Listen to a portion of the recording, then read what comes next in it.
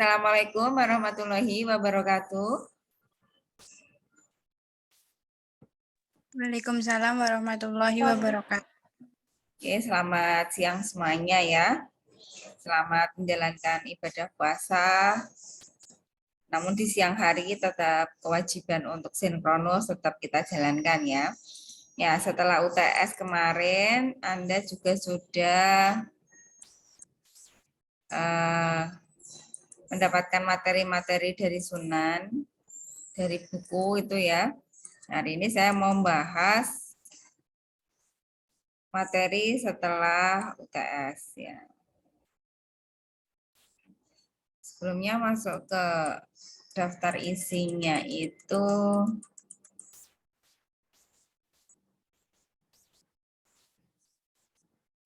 terakhir kan keputusan taktis. Hari ini kita bahas yang keputusan investasi modal. Nah, keputusan investasi modal ini sebelumnya juga sudah pernah saya bahas di manajemen keuangan dan investasi ya. Bagaimana seseorang itu akan menjalankan sebuah bisnisnya, namun dia harus membuat sebuah analisis dulu dan dianalisis menggunakan teknik-teknik yang sudah kita pelajari sebelumnya, baik di manajemen keuangan dan investasi, di situ di kelayakan bisnis ya. Di sini saya hanya mengulas saja jenis-jenis keputusan investasi, ada yang non mutually dan yang mutually. Kalau non mutually yaitu proyek yang bersifat tidak saling meniadakan, atau proyek independen, suatu proyek yang apabila diterima atau ditolak tidak akan mempengaruhi arus kas proyek lainnya. Misalnya kayak Indofood gitu ya, itu kan bikin saus, bikin kecap, bikin Indomie gitu. Kemudian ketika Indofood itu kepingin membuat produk baru, misalnya bikin keju gitu ya. Ketika mau bikin keju, pabrik keju, maka pabrik keju itu tidak akan mempengaruhi arus kas dari perusahaan kecap, perusahaan saus dan seterusnya. Kalau yang mutually saling meniadakan atau dihentikan salah satunya, ini kaitannya dengan keputusan taktis kemarin ya. Misalnya gini, Anda punya usaha kecap dan saus. Karena kecap dan saus itu misalnya ada salah satu yang dirugikan, kemudian Anda memandang bahwa yang ruginya paling tinggi saya tiadakan, saya mau bikin produk baru keju. Nah, itu namanya mutually eksklusif. Oke, dasar pengambilan keputusan juga sudah kita pelajari ya, bisa berdasarkan non-diskonto dan berdasarkan diskonto. Kalau non-diskonto itu mengabaikan, jadi tidak menggunakan suku bunga, tapi kalau yang model diskonto menggunakan suku bunga. Nah, kalau yang non-diskonto itu ada payback dan ARR. Mungkin waktu di MKI sudah kita bahas yang payback, yang belum kita bahas adalah yang ARR ini, Accounting Rate of Return. Kalau payback saya kira nggak ada masalah ya. Waktu yang dibutuhkan untuk menutup sebuah investasi. Mungkin saya masuk ke ARR aja, karena ini yang belum pernah saya sampaikan, yang ARR itu. Metode pengembalian akuntansi dengan cara mengukur kelayakan proyek dengan memfokuskan pada laba bersih akuntansi. Nah, ini. Tingkat pengembalian akuntansi sama dengan laba rata-rata dibagi investasi awal atau investasi rata-rata. Dan ini bisa Anda pelajari di bukunya Baldrick Siregar ada ya ini. Ya, oke. Boleh dibantu Mbak Risha Amalia? Iya, Bu. Oke, coba ceritakan ada perusahaan apa di sini, Mbak? Gimana, Bu? Slide-nya kelihatan kan? Kelihatan, Bu. Oke, coba diceritakan itu contoh soalnya seperti apa? Divisi 2 dari Duta INC melakukan investasi dengan pengeluaran awal sebesar 200.000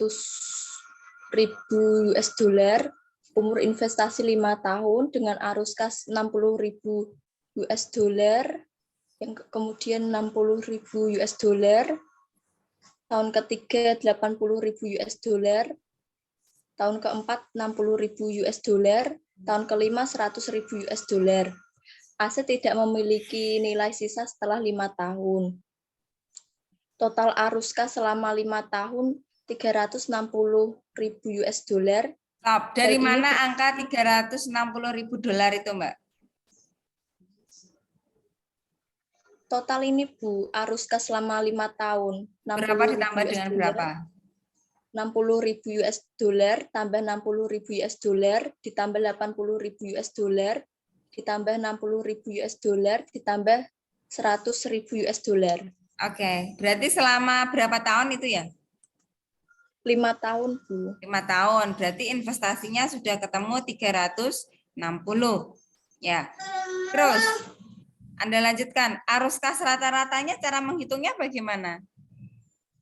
Dari total arus kas selama 5 tahun dibagi 5 tahun, Bu. Jadinya 360.000 US dollar dibagi 5 tahun, hasilnya 72.000 US dollar.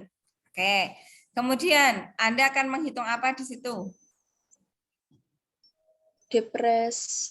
Depresiasi rata-rata. Caranya gimana?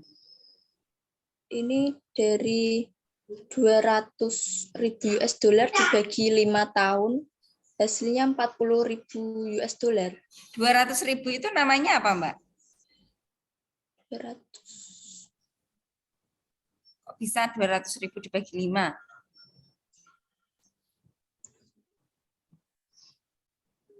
Dari investasi pengeluaran awalnya, Bu. Ya, investasi atau pengeluaran awalnya atau modal awalnya ya. Oke, laba bersih rata-ratanya? Ini dari kas rata-rata dikurangi dengan depresiasi rata-rata. Jadinya Hasilnya? 72. Ini hasilnya 32.000 US dollar. Ya, ARR tadi rumusnya apa, Mbak? ARR. Nah, In- apa tadi?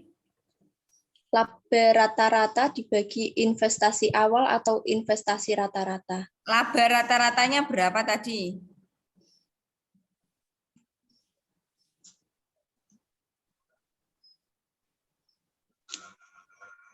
$32.000 US dollar. Laba rata-rata dibagi investasi ini ya, di atas ya, 32 ya. Investasi rata-ratanya?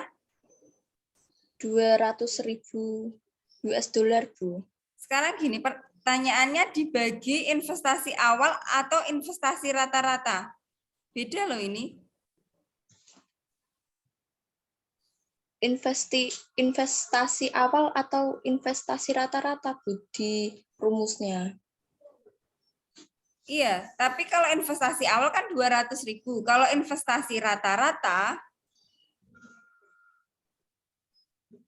oh iya, ini arus kas rata-rata ya. Berarti pakainya 200.000 ya. Iya, Bu. Bulat hasilnya. Hasilnya 16%. 16%.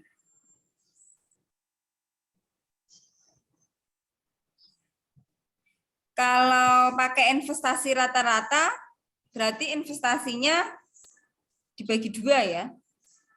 Iya, Bu. 200.000 dibagi 2 menjadi 100.000. Nah, kalau kita pakai yang data 16% ini ya, keputusan Anda bagaimana kira-kira? Layak enggak? Atau Anda mau enggak usaha mengeluarkan dana di awal 200.000 dolar, kemudian akan mendapatkan tingkat pengembalian setiap tahunnya 16%. Layak, Bu. Kok bisa layak?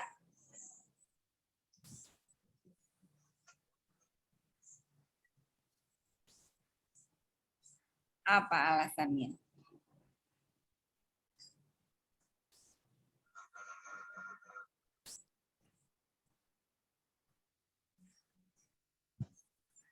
Ada perhitungannya. 16 itu bunyinya bagaimana berarti?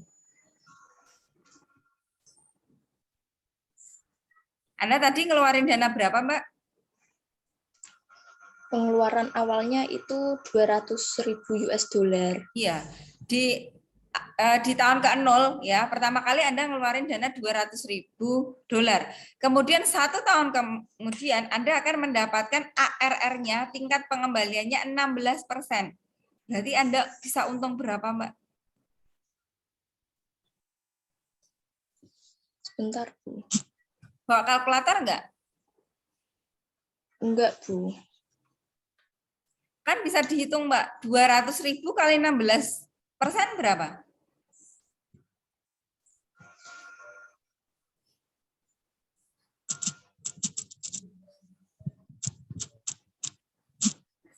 Kan logikanya gitu. Kamu ngeluarin dana 32 apa? 32.000. Nah, 32.000. mau nggak kamu usaha seperti itu? Awalnya kamu ngeluarin dana 200.000, ya kan? Kemudian untungnya adalah 32.000. 1 tahun kemudian, mau nggak usaha tersebut? Enggak mau, Bu. Kenapa nggak mau? Berarti nggak layak dong kalau nggak mau. Enggak layak. Katanya tadi layak loh, ya kan? Gimana ini keputusannya? Padahal seorang Tidak. manajer itu harus cepat dan taktis ya. Jadi jangan, oh saiki aku bilang layak, besok pagi saya bilang tidak layak. Nggak boleh gitu, harus lurus ya, satu keputusan bulat. Gimana keputusannya, Mbak? Tidak layak, Bu. Kenapa? Karena ini mendapat pengembalian dananya itu cuma 32.000 US dollar. Apakah semudah itu? Kan kalau 200.000 dapat untung 32.000, kira-kira Anda nggak puas ya? Maunya berapa, Mbak?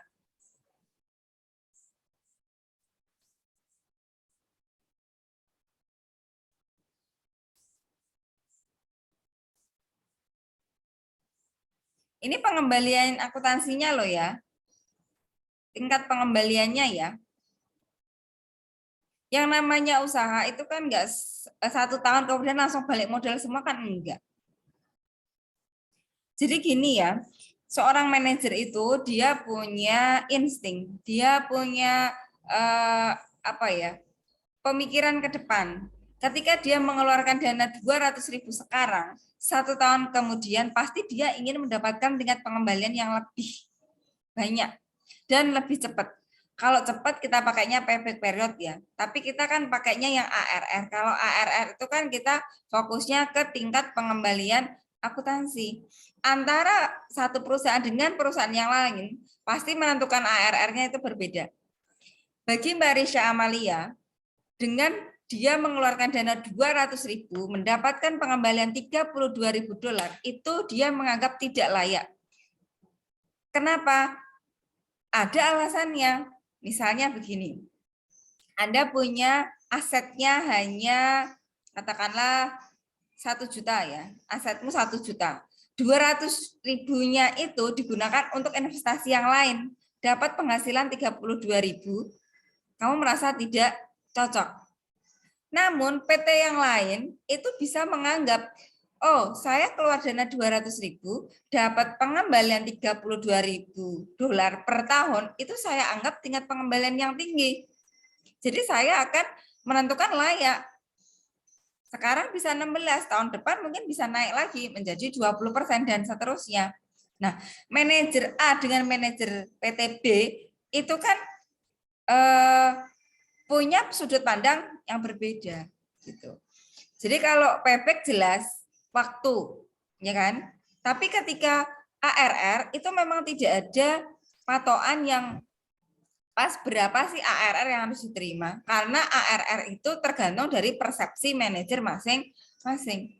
Semakin tinggi tingkat ARR-nya, maka itu akan menguntungkan bagi perusahaan. Nah, ini caranya adalah bisa Anda bandingkan dengan 2 kasus. Misalnya gini, hasilnya ada 16% sama 25%. Maka Anda akan memilih yang mana, Mbak Risha?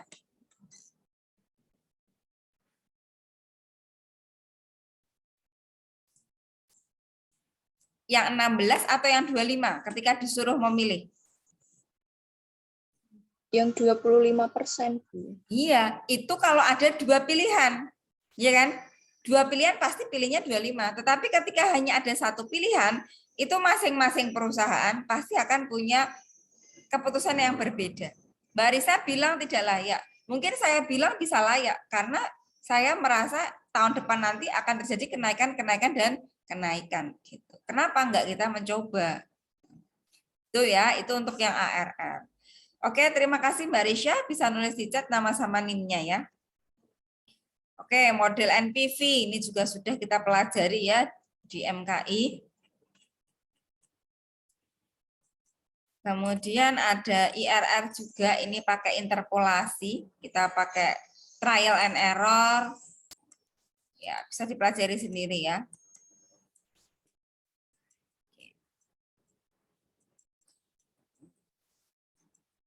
Saya masuk ke ini aja, materi yang selanjutnya. Tentang penilaian kinerja dan harga transfer. Kinerja itu adalah output dari sebuah pekerjaan. Sebuah perusahaan itu setiap tahunnya pasti akan menilai kinerja dia. Kinerjanya bagaimana perusahaan tersebut, baik atau buruk. Nah, baik buruknya perusahaan itu tergantung dari manajemen yang mengelolanya. Ternyata di dalam perusahaan itu ada 4 pusat pertanggungjawaban. Ada pusat biaya, ini yang bertanggung jawab atas semua biaya yang dikeluarkan perusahaan. Pusat pendapatan bertanggung jawab atas pendapatan yang diterima. Kalau biaya itu yang dikeluarkan, kalau pendapatan itu yang diterima perusahaan. Pusat laba. Pusat laba itu ya bertanggung jawab atas dua-duanya, baik pendapatan dan biaya. Dan pusat investasi. Pusat investasi ini sudah kita pelajari di pertemuan di materi yang tadi itu, keputusan investasi ya. Jadi ketika kita mau membuka usaha baru, ketika kita mau membuka cabang baru, itu kan harus benar-benar kita tentukan, kita analisis seperti kita menyusun studi kelayakan bisnis. Itu namanya pusat investasi ya. Nah, cara ngukurnya pakai apa? Coba ganti Mbak Alia Zakia.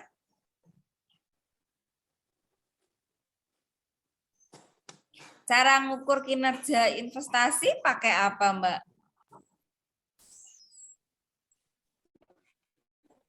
Pakai cara apa ini?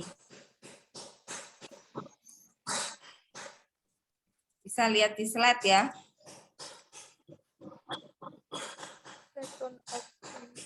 Nggak kedengeran, Mbak?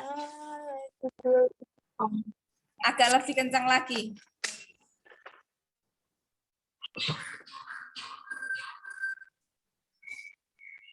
Ulangi lagi, Mbak.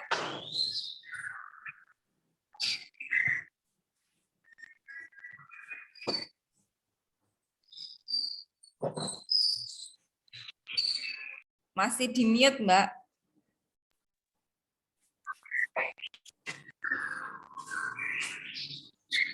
Masih di mute? Ya. Bagaimana cara ngukurnya?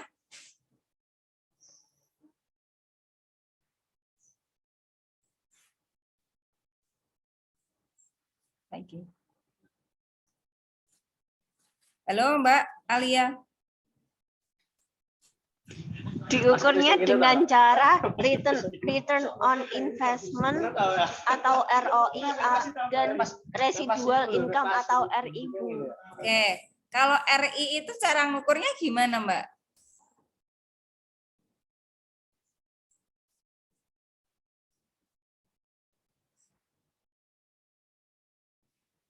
Mbak baca slide aja, Mbak.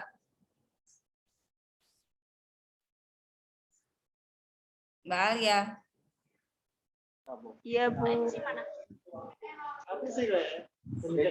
Ini di mana, Mbak, kok? Ramai sekali. Oke, ganti ya. Ganti aja. Tidak muncul di slide. Dana Salsabila.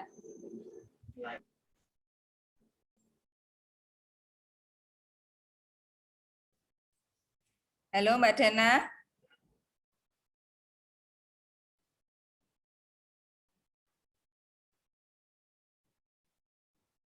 Halo.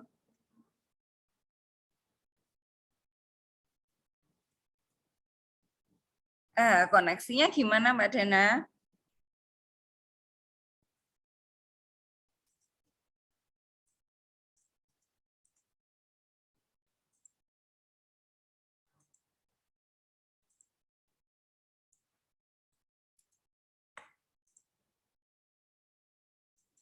Kok nggak ada orangnya? Oke, ganti Mbak Iftiana. Coba Mbak, ROI cara ngukurnya gimana Mbak? Laba operasi dibagi aset operasi rata-rata. Nah, ini rumusnya ya. Kalau pengertiannya Mbak?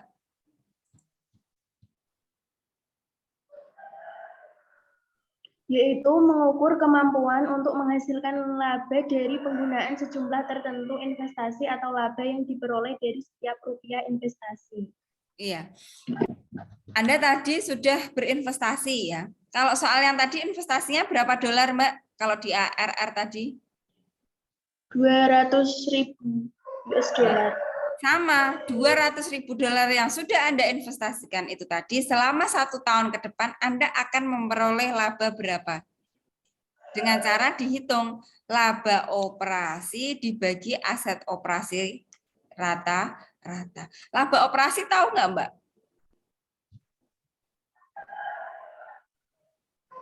Merupakan laba sebelum biaya bunga dan pajak. Iya, laba operasi itu laba yang dikurangkan antara pendapatan dikurangi biaya-biaya sebelum bunga dan pajak. Kenapa bunga dan pajak tidak dimasukkan ke dalam perhitungan laba operasi, Mbak?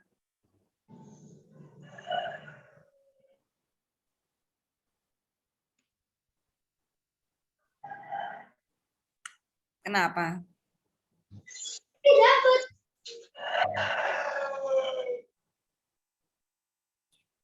Kalau operasional perusahaan itu kan kaitannya dengan pabrik ya. Tentang bahan baku, tenaga kerja, BOP, itu namanya laba operasi yang terkait di dalam pabrik.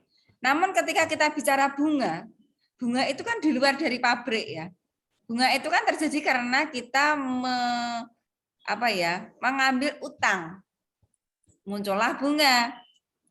Kemudian setelah kita menjalankan operasional perusahaan selama 1 tahun, kita punya untung, barulah kita punya kewajiban bayar pajak.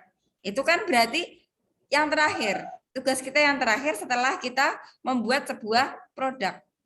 Jadi sebelum produk itu jadi, itu namanya beban operasi. Ada bahan baku, ada tenaga kerja, ada BOP, ya, maksudnya ke laba operasi. Nah, ini aset operasi rata-rata juga sudah ada rumusnya ya. Nilai buku neto awal ditambah neto buku. Nah, ini. Oke, Mbak, perusahaannya coba Anda ceritakan perusahaan apa ini? Perusahaan R&D mempunyai 2 unit bisnis, yaitu Enagrag dan Gelisius yang merupakan pusat investasi. Unit bisnis Enagrag mempunyai laba operasi sebesar 1 juta rupiah dan aset operasi rata-rata 5 juta rupiah. Sedangkan unit bisnis Gelisius mempunyai laba operasi 2 juta rupiah dan aset operasi rata-rata 20 juta rupiah. Oke, diminta untuk menghitung ROI-nya ya. Ya. ROI tadi rumusnya apa, Mbak? Laba operasi dibagi aset operasi rata-rata. Ya, laba operasinya berapa? Ini Enagrag dulu ya? Iya. Ya, laba operasinya.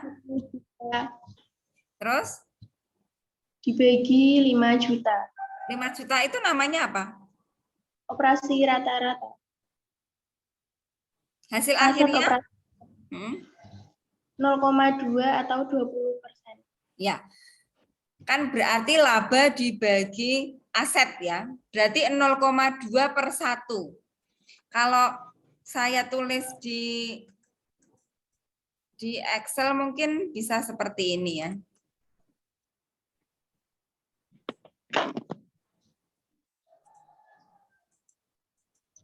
Nah, tadi coba kita hitung laba operasinya tadi berapa Mbak? 1 juta ya? Ya, Terus investasi rata-ratanya 5 juta. 5 juta. Berarti kan bisa kita buat 1 juta dibagi 5 juta, 0,2. 0,2 itu bisa kita buat 0,2 per 1. Apa artinya 0,2 per 1 ini? Berarti kan laba operasinya, ya kan? Ini laba operasinya 0,2. Terus investasi rata-ratanya adalah Rp1. Bisa nggak menceritakan alurnya gimana ini, Mbak?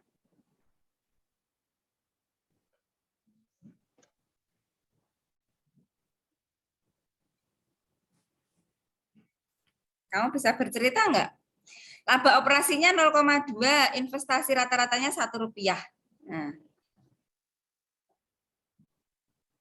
Dapat laba dulu baru kita mikir investasi, apa investasi dulu baru laba, baru dapat laba? Investasi dulu. Iya. Anda investasi berapa rupiah di situ? Yang warna merah ini loh. Investasinya berapa rupiah? Rp1. Ya, Anda mengeluarkan dana Rp1. 1 tahun ke depan, 1 rupiah itu akan berubah menjadi berapa rupiah, Mbak?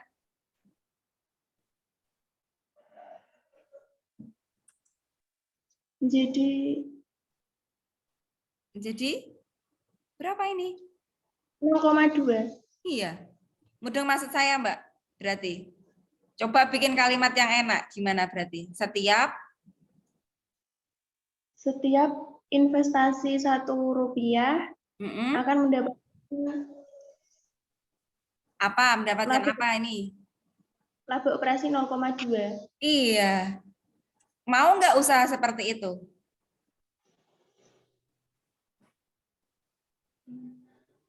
Ayo, Anda manajernya loh. Aku modalnya Rp1. 1 tahun ke depan, uang Rp1 itu akan berubah menjadi 0,2.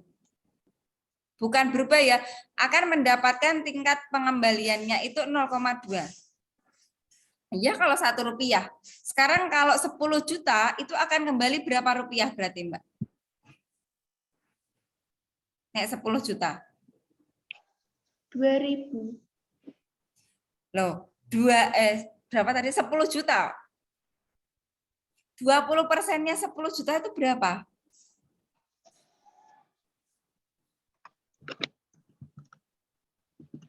Wah, anak akuntansiku harus di luar kepala loh. 20%-nya 10 juta itu piro?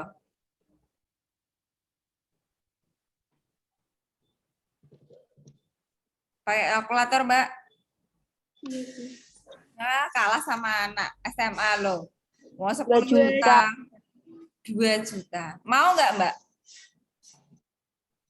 Mau nggak seperti itu? Mau. Mau. Alasannya? Karena setiap tahunnya kan bisa berubah. Berubah apanya? Pengembaliannya tadi. Pengembalian tadi 0,2 rupiah mau.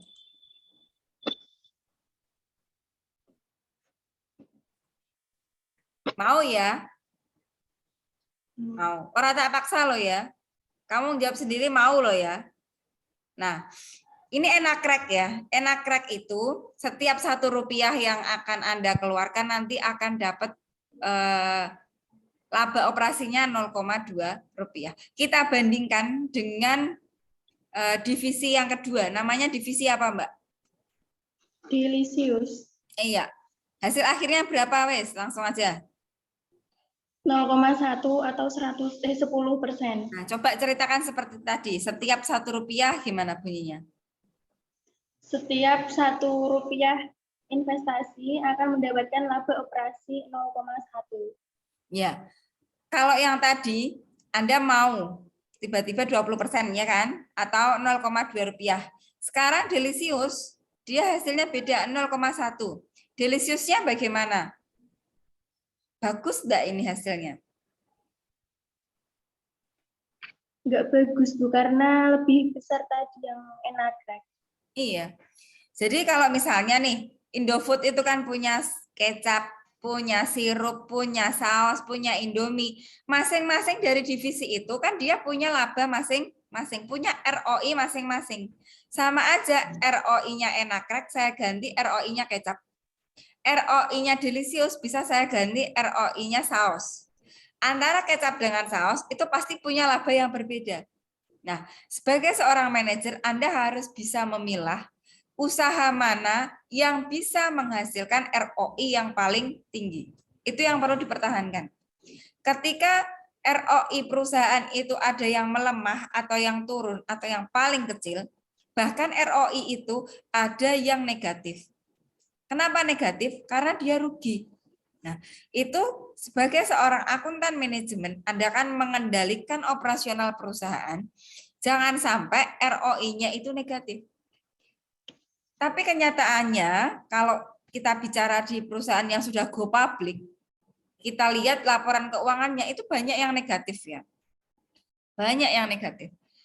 Ya. Tugas Anda adalah mengendalikan supaya ROI-nya nggak boleh negatif. Itu tugas orang akuntan manajemen. Ya, jadi di sini Anda bisa milah, oh kalau gitu ROI enagrek lebih tinggi ya saya harus meningkatkan produk yang lebih baik, yang lebih banyak daripada yang delicious. Ini kan strateginya seorang akuntan manajemen, seorang manajemen operasional. Ketika enagrek itu untungnya gede, ROI-nya gede, maka strateginya adalah meningkatkan produk supaya untungnya gede. Tapi kalau Anda mengambil keputusan produk delicious yang Anda naikkan, maka Anda akan merasa rugi karena enagrek itu adalah laba yang paling tinggi, tapi tidak Anda gunakan kesempatan tersebut untuk meningkatkan produknya. Nah, ini bisa jadi masalah buat Anda kalau Anda tidak tepat untuk mengambil keputusan. Nah, itulah fungsinya pentingnya ROI harus kita perhatikan. Gitu. Kalau kayak gini kan Anda bisa berpikir ya, kalau hanya lihat laporan laba rugi kan hanya tahu satu tahun berlalu itu untungnya hanya 1 juta, 2 juta, 5 juta, tapi nggak bisa bicara karena hanya bicara untungnya saja. Tapi ketika Anda menyusun ROI itu ketahuan. Oh, ketika saya investasi sekian, untungku sekian. Kalau saya bandingkan dengan divisi yang lain, ternyata divisi ini yang hasilnya paling tinggi atau labanya paling tinggi dan seterusnya. Nah, itulah fungsinya ROI ya. Oke, yang kedua Mbak, selain ROI tadi apa?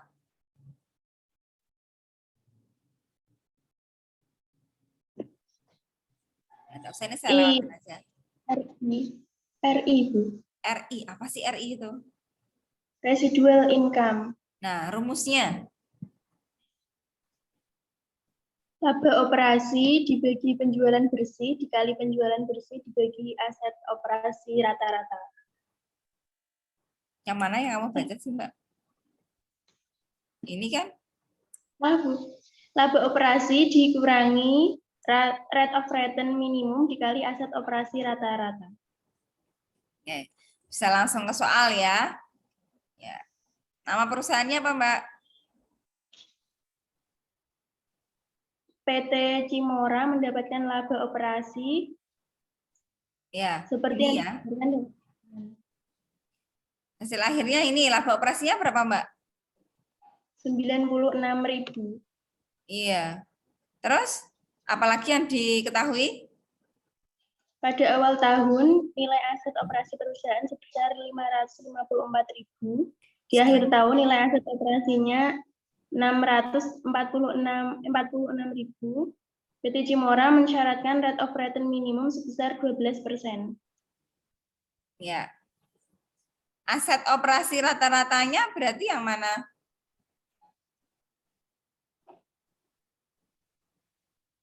Aset awal ditambah aset akhir dibagi 2. Berapa dibagi Yaitu berapa? 554.000 ditambah 646.000 dibagi 2 sama dengan 600.000. Oke ya, hasil akhirnya ini ketahuan berapa ini?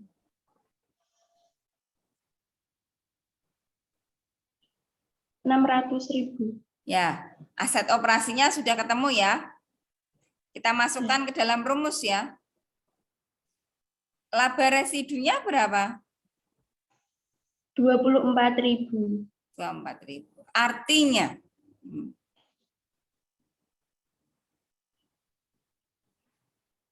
apabila laba residu lebih besar dari 0, maka divisi C mendapat laba yang lebih besar dari imbal hasil minimum yang dipersyaratkan. Dan apabila laba residu lebih kecil dari 0, maka divisi C mendapatkan laba yang lebih rendah dari imbal hasil yang minimum dipersyaratkan. ini lebih tinggi apa lebih kecil berarti? Lebih tinggi, Bu. Berarti laba residunya bagus ya? Iya. Iya. Oke, berarti dua metode tadi sudah ya, baik yang ROI maupun yang laba residu atau residual income atau RI, sama aja. Sekarang saya masuk ke transfer pricing. Ini juga sering dipakai untuk skripsi ya. Harga transfer itu akan menjadi suatu masalah buat perusahaan. Karena harga transfer itu adalah harga yang diberikan kepada perusahaan yang memiliki hubungan tertentu, hubungan afiliasi. Nah, harga transfer adalah harga yang dibebankan atas pemindahan atau transfer suatu barang atau jasa dari satu divisi ke divisi yang lain dalam satu perusahaan. Gitu. Kata kuncinya ini, transaksi antar divisi secara internal perusahaan. Saya contohkan yang gampang aja deh, yang PT Indofood. Ya. Indofood itu kan ada divisi Indomie. Indomie, coba yang lain Mbak Iftiana tadi sudah cukup ya, terima kasih ya. Sekarang Mbak Amelia. Mbak Amelia, Indofood itu kan bikin Indomie ya Mbak ya? Ya, Bu. Indomie itu komposisinya apa saja Mbak? Butuh bahan apa saja? Tepung. Terus apa lagi, Bu? Minyak. Iya, terus? Dan sebagainya. Loh, dan sebagainya Telur. itu apa? Ya, terus? Telur. Apa lagi, Bu? Lagi, loh kamu setiap hari makan mie kok. Saiki ngene, Bu, kamu kalau pegang mie, isine mie ki apa wae? Ono apane wae? Minyak, saus. Ya, nah ada minyak, ada saus, ada apa lagi? Hah? Bumbu. Bumbunya. Ya, terus apa lagi? Minyak, saus, bumbu. Minyak. Nah, tadi minyak, terus oke deh, ada minyak, ada kecap, ada saus. Indofood, ya kan? Indofood itu kan punya pabrik macam-macam. Ada Indomie tadi ya, Indomie itu di dalamnya ono kecape, ono sausé.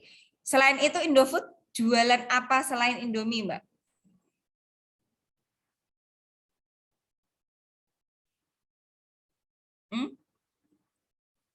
Kamu kalau ke Indomaret itu produk kayak Indofood ku akeh loh, Mbak. Minuman, Bu. Mungkin. Minuman apa Indofood itu? Masa jualannya cuma minuman sama mie? Produk kan banyak di situ.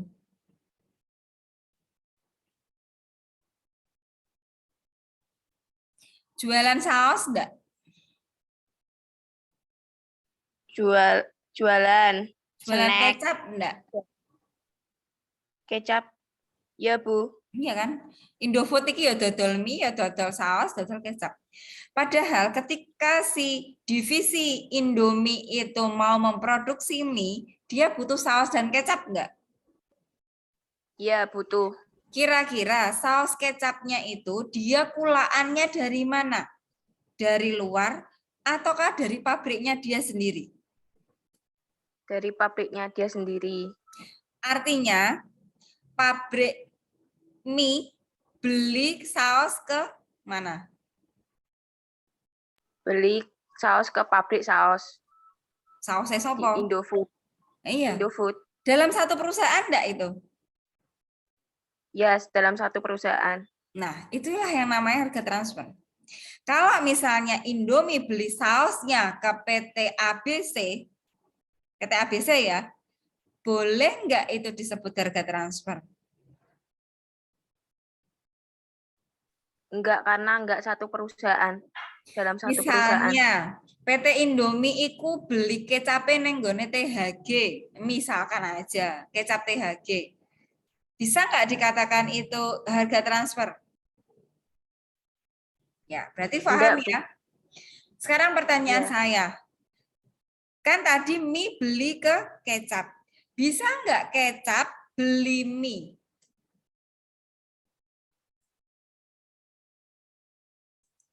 Kalau mie kan Nggak bisa. tadi beli kecap. Sekarang tak walik, kecap bisa nggak beli mie? Nggak bisa. Kenapa? Karena kecap nggak ada unsur mie-nya. Maksudnya Iya. nggak ada, bahannya nggak ada mie. Kan kecap nggak jualan mie, kecap jualannya kecap. Tapi nek Indomie, kan di dalamnya itu harus ada kecapnya, sehingga dia bisa membeli dari satu perusahaan. Paham ya berarti? Sekarang gini, sudah terbentuk ya yang namanya harga transfer itu pokoknya transfer antar barang dalam satu perusahaan. Nah ini dicontohkan untuk perusahaan baterai ya. Nanti bisa dibaca sendiri. Cara menentukannya ini ada beberapa ya. Ada yang berdasarkan harga transfer, ada yang berdasarkan biaya, ada yang berdasarkan negosiasi. Sekarang masih Mbak siapa tadi aku lupa? Amel. Iya, Mbak Amel. Sekarang pertanyaannya gini. PT Indofood Kecap ya, PT Indofood yang divisinya kecap ketika jual keluar ya, itu harganya 1.000. Nah, ketika divisi Indomie itu membeli kecapnya, kira-kira harganya 1.000 atau di atas 1.000 atau di bawah 1.000? Di bawah 1.000, Bu. Kenapa Karena di bawah 1.000? Karena sama-sama, karena dalam satu perusahaan. Nanti kalau dia jualannya di bawah 1.000, nanti untungnya divisi kecap bakalan turun loh. Ya enggak? Gimana, Bu? Kalau kecap memberikan harga, sebut aja kira-kira harganya berapa rupiah? 1.000 tadi. Loh, katanya di bawah 1.000. Oh, berarti 500. Mulah, akai. Kamu nggak rugi. 500. Kamu nggak Ya rugi udah nih. 100 ting. Ya udah, Bu, 100 ting. 100 rupiah. 100 rupiah. Loh, saya ingin nih, kamu jualan di luar 1.000 rupiah. Indomie kulaan ke kamu 100 rupiah. Itu rentang yang sangat jauh sekali. Apa enggak divisi kecap itu bakalan rugi? Kondisi seperti itu. Kan lebih baik tak jual di luar aja. Ngapain aku jualan ke mie? Kalau jual ke mie aja biayanya cuma harganya cuma 100. Makanya butuh 3 harga ini, Mbak. Jangan sekedar Anda hanya karena iki pabrik EDW, ya kan, divisinya sendiri, tak kasih harga paling murah. Paling murah itu mengenakan si mie. Mie-nya enak, tapi kecapnya kan masing-masing divisi punya tanggung jawab sendiri-sendiri, punya ROI masing-masing. Kalau kecap itu langsung drastis ngasih harganya seperti itu, ROI-nya jelas dia bakalan paling turun, paling kecil. Padahal si kecap itu harus membawa dirinya untuk bisa mempertanggungjawabkan diri. Dia kan pengen untungnya paling gede. Nah, itulah pentingnya seorang akuntan manajemen untuk menentukan harga transfer. Nggak bisa harga transfer itu harus ditentukan paling murah. Nggak bisa, harus berdasarkan harga pasar. Apa itu harga pasar? Harga yang ada di pasaran. Contoh misalnya kayak minyak goreng. Minyak goreng saat ini kan sangat langka sekali. Padahal harga pasarannya dulu itu nggak sampai harga 40.000 ke atas. Harganya paling 25-an, katakanlah seperti itu. Nah, harga pasar ini sangat menentukan harga transfer. Kalau misalnya gini, minyak goreng yang ada di pasaran sekarang harganya adalah 45.000. Nah, ketika Indomie, Indofood tuh enggak punya minyak goreng ya. Katakanlah minyak sayurnya itu, Indofood itu punya, katakanlah punya divisi minyak ya. Ketika mau jual ke mie, pasti dia akan berpikir panjang dulu. Karena harga pasarannya tinggi. Ketika saya jual ke internal perusahaan, harganya ya harus berdasarkan harga pasar. Atau berdasarkan negosiasi. Kita negosiasi dulu. Wong kene iki pabrike podo kok, PT-ne podo. Ayolah kita sama-sama dapat untung sama-sama. Jadi mie ya untung, kecap ya untung. Jangan berat sebelah. Kalau yang Anda sebutkan Mbak Amel tadi, itu berat sebelah. Kalau misalnya ada seorang akuntan manajemen, itu pasti akan memikirkan 3 hal ini.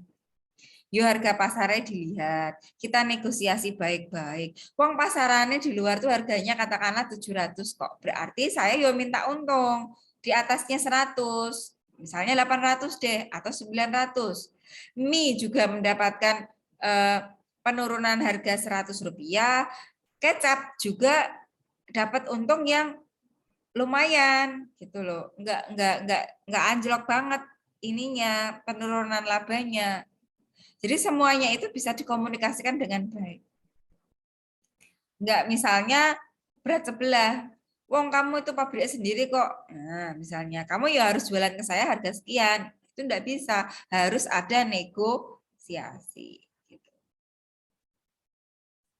Oke, ini harga transfer itu memang agak rumit ya. Karena memang ya pabrik EDW dan produknya itu sangat dibutuhkan oleh pabrik EDW sehingga masing-masing divisi harus duduk bareng, harus sama-sama ini ya negosiasi gitu.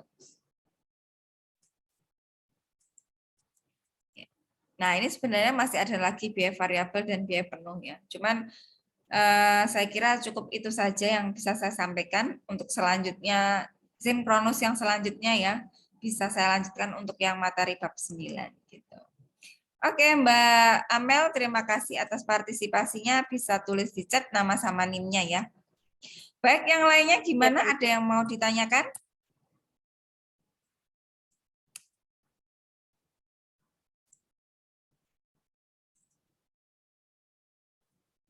Oke, nanti saya mau kasih tugas. Sepertinya tugas yang keputusan investasi tadi ada ya. Coba.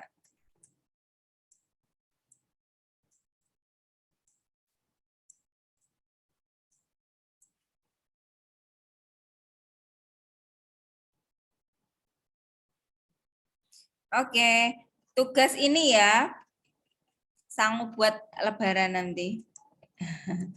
Kerjainnya minggu depan saja. Ini soal latihan yang halaman berapa ini? 153. Nanti saya akan masuk ke sunan ya. Coba sunannya yang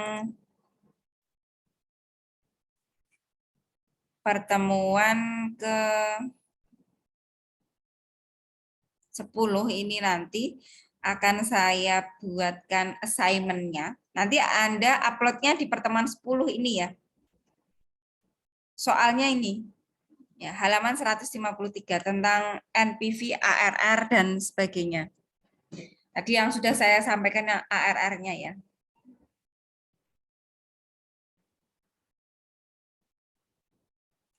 Sampai sini ada yang mau ditanyakan?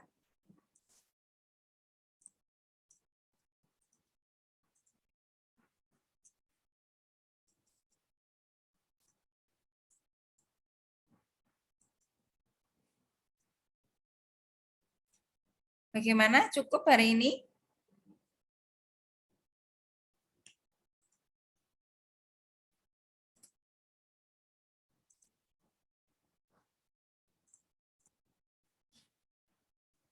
Sudah jelas ya hari ini ya?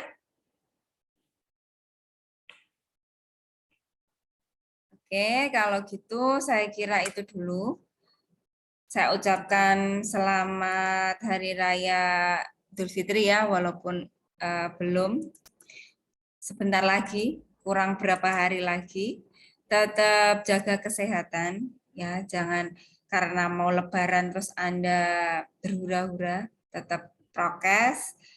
Kemudian sampai jumpa nanti di sinkronus yang selanjutnya setelah Lebaran. Akan saya infokan kapan akan ada sinkronus yang selanjutnya. Cukup hari ini, saya kira itu dari saya. Wassalamualaikum warahmatullahi wabarakatuh. Waalaikumsalam warahmatullahi wabarakatuh. Terima kasih, Bu. Terima kasih, Bu. Baik, saya live ya.